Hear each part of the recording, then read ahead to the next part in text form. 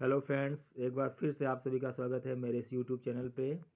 आज का मेरा टॉपिक है NCERT UP board class 10th one पथ पर तुलसीदास जी का तुलसी तुलसीदास जी द्वारा रचित वन पथ पर। शीस जटाउर बाहु विशाल बिलोचन लाल तिरछी सी भवें, तून सरासन बांध धरे तुलसी बन मार्ग में सुठ सोहें। सादर बारह बार सुभय चिते तुम त्यो हमरे मन मोहे, पूछत ग्राम बधुष्य सो कहो सांवरे से सखी राम रे को है। जैसा कि इस पाठ का शीर्षक ये वन पथ पर अर्थात वन के रास्ते पर। तो सबसे पहले आप इसका संदर्भ देखिए। संदर्भ क्या होगा? शीर्षक क्या हमारा? शीर्षक है वन पथ पर, और इसके लिखने वाले कवि कौन है? तुलसीदास जी। संदर्भ देखिए। प्रस्तुत पद्यांश हमारी पाठ्य पुस्तक हिंदी के काव्य खंड से महाकवि तुलसीदास जी द्वारा विरचित वन पथ पर शीर्षक से अवतरित है। प्रस्तुत पद्यांश हमारी पाठ्य पुस्तक हिंदी के काव्य खंड से महाकवि तुलसीदास जी द्वारा विरचित वन पथ पर शीर्षक से अवतरित है। अब इसका प्रसंग क्या होगा? प्रस्तुत पद्यांश में वन मार्ग के एक ग्राम की ग्रामीण स्त्रियां सीता जी से श्री रामचंद्र जी का परिचय पूछ रही हैं।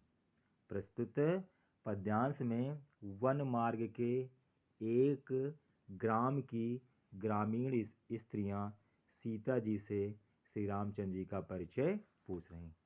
अब इसकी व्याख्या पे आइए। शीर्षक क्या हमारा? शीर्षक है वन पथ पर, और ये 4th नंबर है। शीस जटाउर बाहु विशाल बिलोचन लाल तिरछी सी भवें, तून सरासन बान धरे तुलसी बन मार्ग में सुठ सोहें।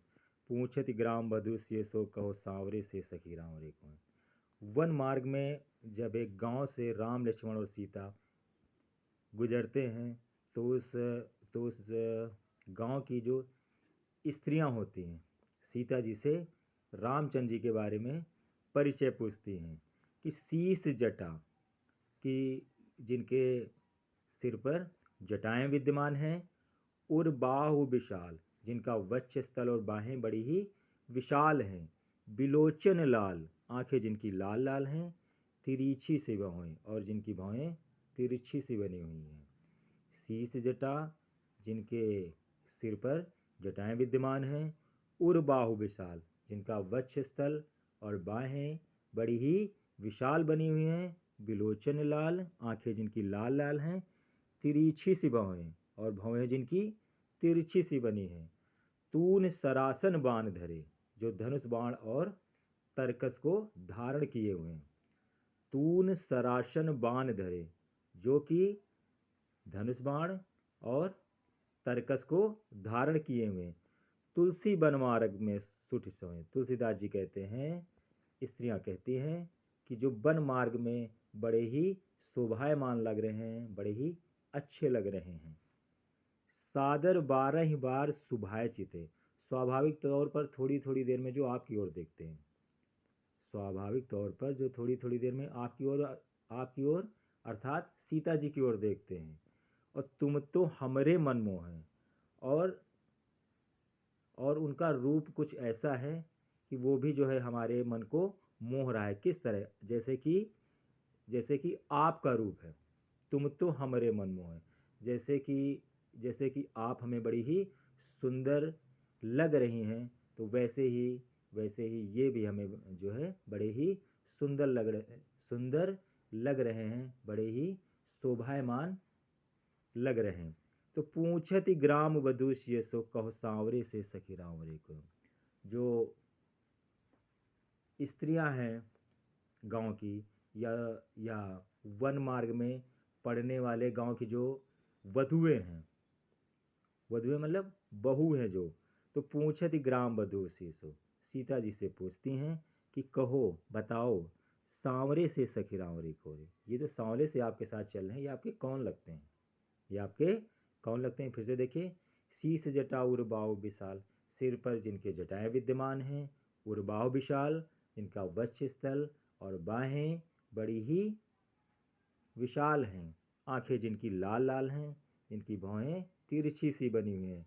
तून शरासन बाण धरे, जो कि धनुष और बाण और तरकस को धारण किए हुए हैं। तुलसी वन मार्ग में सुरचो हैं, और जो वन मार्ग में बड़े ही शोभायमान लग रहे हैं, बड़े ही सुंदर लग रहे हैं। सादर 12 बार सुभाय चिते, स्वाभाविक तौर पर थोड़ी थोड़ी देर में जो आपकी ओर देखते हैं, स्वाभाविक तौर पर थोड़ी थोड़ी देर में जो आपकी ओर देखते हैं। तुम तो हमारे मन मोह है, और जो उनका रूप है, सौंदर्य है, आपकी ही भांति, जैसे कि आप हमारे मन को मोह रही हैं, वैसे ही उनका भी रूप है, मन को मोहने वाला है। तुम तो हमारे मन में, तुम्हारी तरह वो भी हमारे मन को मोह रहे हैं। तो पूछत ग्राम वधु से, जो ग्राम वधुएं हैं, वन मार्ग में पड़ने वाले उस जो ग्राम की ग्राम वधुएं हैं, पूछत ग्राम वधु सियसो, सीता जी से पूछती हैं कि कहो बताइए सांवरे से सखी रावरे के, ये जो सांवले से आपके साथ चल रहे हैं ये आपके कौन हैं।